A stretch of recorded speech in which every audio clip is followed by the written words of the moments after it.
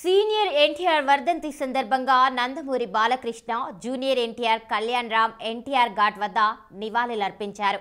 నటుడిగా, నాయకుడిగా, సీఎంగా ఆయన చేసిన సేవలను గుర్తు చేశారు. ఎన్టీఆర్ ఘాట్ వద్దకు భారీ ఎత్తున అభిమానులు తరలివచ్చారు. 9 నెలల్లో తెలుగు ప్రజలు ఎన్టీఆర్ను సీఎం చేశారని అన్నారు. దివంగత సీఎం ఎన్టీఆర్ వర్ధంతి సందర్భంగా కుటుంబ సభ్యులతో పాటు సినీ రాజకీయ ప్రముఖులు హైదరాబాద్లోని ఎన్టీఆర్ ఘాట్ వద్ద నివాళులర్పించారు. నందమూరి బాలకృష్ణ, రామకృష్ణ, జూనియర్ ఎన్టీఆర్, కళ్యాణ్ రామ్ ఎన్టీఆర్ ఘాట్ వద్ద నివాళులర్పించారు. ఎన్టీఆర్ తెలుగు జాతి గుండెల్లో శాశ్వతంగా నిలిచిపోతారన్నారు బాలకృష్ణ. ఎన్టీఆర్ కు భారతరత్న ఇస్తే అవార్డుకే వన్నె వస్తుందన్నారు. ఈరోజు ఏపీ మంత్రి నారా లోకేష్ తదితరులు ఎన్టీఆర్ ఘాట్ వద్ద నివాళులర్పించారు. ఎన్టీఆర్ ట్రస్ట్ భవన్ లో మెగా రక్తదాన శిబిరం నిర్వహించనున్నారు. బసవతారకం ఆసుపత్రిలో నందమూరి బాలకృష్ణ ఎన్టీఆర్ కు నివాళులర్పించనున్నారు. తెలుగు వారిని అని గర్వంగా చెప్పుకునే స్థాయికి తెలుగు జాతిని తీసుకువచ్చారని ఎన్టీఆర్ చాలా మందిలో రాజకీయ ఆసక్తిని పెంచారు. ఆయన హయాంలో సాహసోపేతమైన పథకాలు ప్రవేశపెట్టారు. ఎన్టీఆర్ అందరి గుండెల్లో శాశ్వతంగా నిలిచిపోయారు. మండల వ్యవస్థతో ప్రజల వద్దకు పాలన తీసుకువచ్చారు. మహిళలకు తండ్రి ఆస్తిలో సమాన వాటా కల్పించారు. 3 రూపాయలకే కిలో బియ్యం ఘనత ఆయనదే. ఏ పాత్రలో నటించినా దానికి జీవం పోశారని అన్నారు బాలకృష్ణ.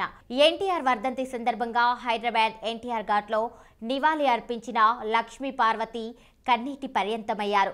తనను టీడీపీ నాయకురాలు మానసికంగా వేధిస్తున్నారని ఆవేదన వ్యక్తం చేశారు.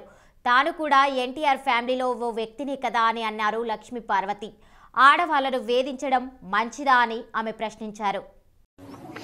30 ఏళ్లుగా నా పోరాటానికి స్ఫూర్తినిస్తున్న నా భర్త నందమూరి తారక రామారావు గారి ఆత్మకి శాంతి కలగాలని మనస్ఫూర్తిగా కోరుకుంటూ, నిరంతరంగా ఎన్నాళ్ళు ఈ పోరాటం సాగుతుందో నాకే తెలియదు.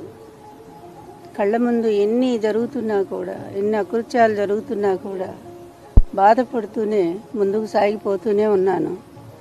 ఇప్పటికి కూడా ఈ అబద్ధాల ప్రపంచం, ఈ దుర్మార్గుల అరాచకం నన్ను వెంటాడుతూనే ఉంది, వేధిస్తూనే ఉంది.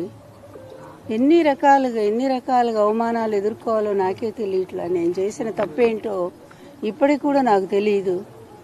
ఆయన నన్ను వివాహం చేసుకున్నారు, అందరి ముందే చేసుకున్నారు, లక్షలాది జనం ముందు అనౌన్స్ చేసి చేసుకున్నారు. భారీగా ఇంటికి తీసుకొచ్చారు, గౌరవం ఇచ్చారు. చివరి వరకు ఆయన ఆరోగ్యం కోసం, ఆయన ఆనందం కోసం, తర్వాత ఆయన అధికారంలో రావటం కోసం నిరంతరం కృషి చేశాను. ఒక చిన్న పదవి తీసుకోలేదు, ₹1 డబ్బు ఆశించలేదు, నిస్వార్థంగానే మిగిలిపోయాను. చివరికి ఆయన వెళ్ళిపోయారు. ఎందుకు వెళ్ళిపోయారో కూడా తెలుసు, ఎన్ని కుతంత్రాలు జరిగాయో. ఆ తర్వాత కూడా వాళ్ళు వదిలిపెట్టకుండా అదే అబద్ధాలను కంటిన్యూ చేస్తూ నా జీవితాన్ని నాశనం చేయడానికి ప్రయత్నం చేస్తూ ఉన్నారు.